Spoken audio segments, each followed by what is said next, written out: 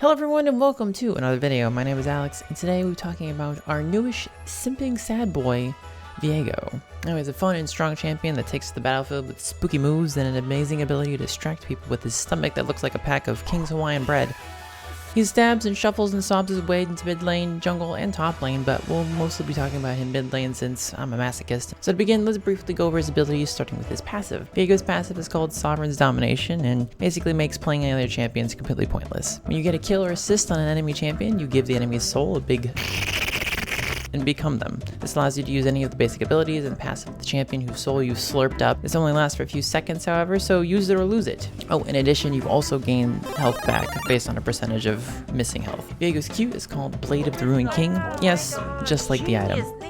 You stab forward, dealing physical damage in a line and apply Ghost Goo to anything that you hit. Enemies you attack that have Ghost Goo are dealt extra damage and heal you for percentage of the damage dealt. And you also have the same passive as Blade of the Ruined King, so that helps you do more auto attack damage. Viego's W is called Spectral Maw. You charge up a punch by shaking your fist above your head, cursing the day that you couldn't simp over your waifu anymore. She waits for me beyond the mist, my queen, my lover.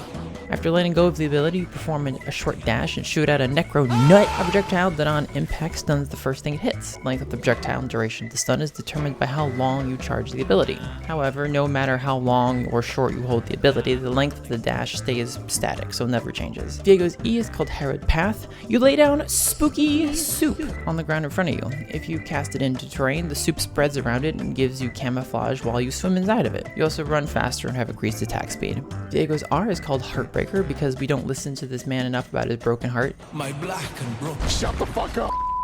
This is your finisher and your coup de grace, and ultimately what makes Viego one of the most satisfying and powerful champions in the game to play. So if you remember Pyke's ult, you can chain multiple takedowns on enemies with lower health. Well, it's similar to Viego. Viego jumps into the air and slams down on the ground, dealing damage to everything around the blast. The lowest health enemy gets isolated while everyone else gets scared away by your ghost BO, because I'm pretty sure this guy has not showered in like 1,000 years. Now the secret to Viego's immeasurable power is that when you take over someone's body, you get an additional cast of your ult. So the more takedowns you get and the more souls the more ult you can cast. I mean,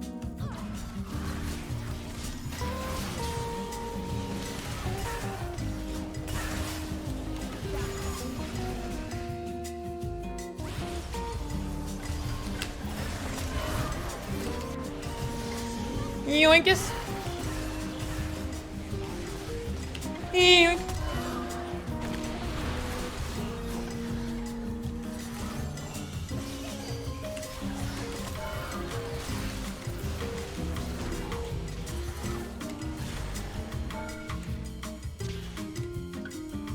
Yes. That's exactly what I wanted to do there. That's why Viego is a balanced champion. As far as runes go, you can be sure that we'll be taking a setup that perfectly fits every champion that has the ability to hit multiple times and few abilities.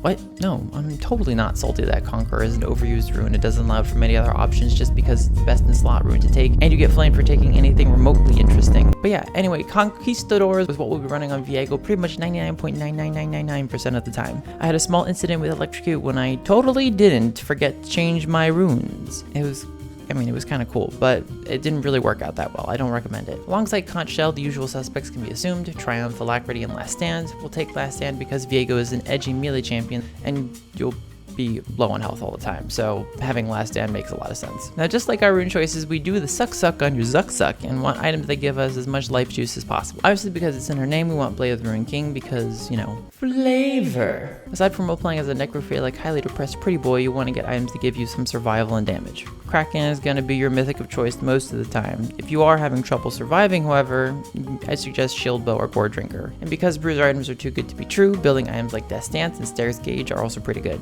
Oh, don't forget to chop off with GA at some point. You're well known for just kind of like surviving a battle, so GA makes a lot of sense. You're not really a bruiser, but you kind of are, so you can't take a lot of damage, but you kind of can. You're also not an assassin, so you can't do a lot of damage, but you kind of are, so you do some burst damage. Yeah, just Viego's totally balanced champion that makes a whole lot of sense. If you can get your eyes off Viego's Tracts of Land, was so good. You'll notice that he has an extremely strong laning phase, mid-game, early game, late game, pre-game, post-game, champ select, in your shower, on your lawn, in your cupboard, in your fridge. He's just really strong all the time, and he's everywhere, just Viego. In your face. Early game, you mostly want to focus on farming and simultaneously poking your opponent as much as possible with your spooky shiv. You have decent sustain as well, since whenever you're with your Q, it gives you back health on auto attacks. Remember, you do get more health back for dealing damage to champions, so trading and fighting a lot also is an option if you have the ability to. Also, don't forget to use your E to give yourself more attack speed while you're fighting. Your trading mostly relies on outstatting people. You have so many freaking ratios and effects that you just overwhelm your poor opponent who wishes they chose a champion that had a novel written about their Q. And having extra attack speed also helps too, so there you go. So you remember when I said you take Conqueror because your ability does let you hit multiple times? Well, guess what? Your Q globs make your auto attacks hit twice.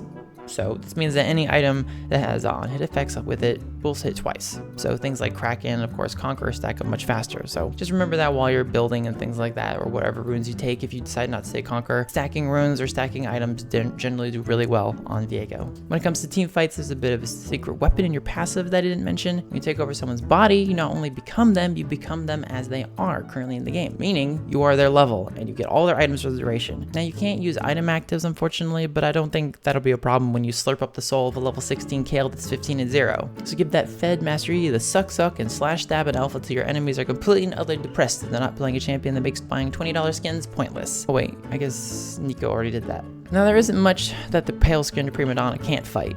Most melee champions are easy to fight, and when up against ranged champions, your Q is good poke, plus you have your W mobility. However, there are opponents that will give you a bit of a hard time. Pantheon is hard to deal with in general, no matter who you are. He doesn't have a lot of counterplay, and 3 all-in can pretty much destroy you. If it doesn't kill you, it can send you back multiple times. I do recommend making use of your E and the stealth it provides. It allows you to get the jump on him so he can't just immediately stun you. He's a very competent duelist and generally just a complete snack! Look at this sculpture of a man! Stand aside, white bread! Hello, whole grain. Now, Viego never had children, so you can imagine that he's a bit awkward around them. I mean, nothing gives fatherly love better than a pale-skinned corpse man with blank eyes and a see-through sword. I don't think Annie is a child that's easily scared. She's basically enemy numero uno for Viego. She has massive auto attack range, shielding, movement speed, a burst combo. It's really strong, like 100, you don't realize how strong Annie is until you see her that she has like 100% AP ratio on her tippers. So if it doesn't kill you, it can send you packing back to base with singed ectoplasm. Really all you could do is try to play around her stun. Don't fight her when she's level 6 and when she has 4 stacks or even 3 or 2 stacks. She can immediately just stun you no matter what. Wait for ganks and farm with your Q and just kind of chill out and just scale. Malzahar, lastly, is going to be a bit difficult because you are a melee champion. His Malefic Visions does make it difficult to farm in the minions because he'll just start clearing the wave and all of a sudden you've got space aids all over you. It just happens that way. He has a silence, which you're an ability-based champion since that gives you your power, since you need to apply as much ghost goo as possible, and if you can't cast abilities, you can't do a lot of damage. In addition, his ultimate allows for easy ganks, so just be careful that, he doesn't give you the special eye treatment and, you don't get bongoed on your butt by a jungler. And that's about it. Now, for real, Viego is a fun and rewarding champion to play. He has a lot of snowball potential and domination in team fights with his passive and ultimate. If you like spoopy boys, then I hope this video sets you up to start playing him. If you enjoyed this video, please leave a like. And if you want to watch more videos like this, then spook the sub button. And if you have any feedback or other recommendations on playing Viego, then leave them in the comments below. This is a bit different than my normal beginner guides. I'm trying to move towards making content that I want to make. I've had a rough time just doing anything really. I've been so I don't know. I've had a bit of reserve and uploading anything because I compare myself very easily to people, and if I really just gotta stop doing that. I just gotta start making content again, normal content. I've been doing the shorts. I hope you guys have been enjoying those. They are going to continue, but I'm going to start trying my best to subside this feeling of inadequacy and start actually uploading more normal content. So yeah. Thank you so much for watching. Oh, also, I stream Monday through Friday, 5 p.m. EST. Come along and join me on a quest to be mildly above average at an 11-year-old game, and just hang out and have fun. I play ranked Monday, Tuesday, and Friday.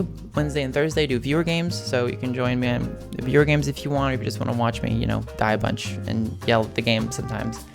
We also have a Discord, check that out as well. you know, we can get some updates and things like that. And I just want to grow, you know, keep growing the community as much as possible. All those links are down below. Thank you so much for making this far. If you have, I really appreciate it. I hope you enjoyed the video, and I will see you in the next one. Bye.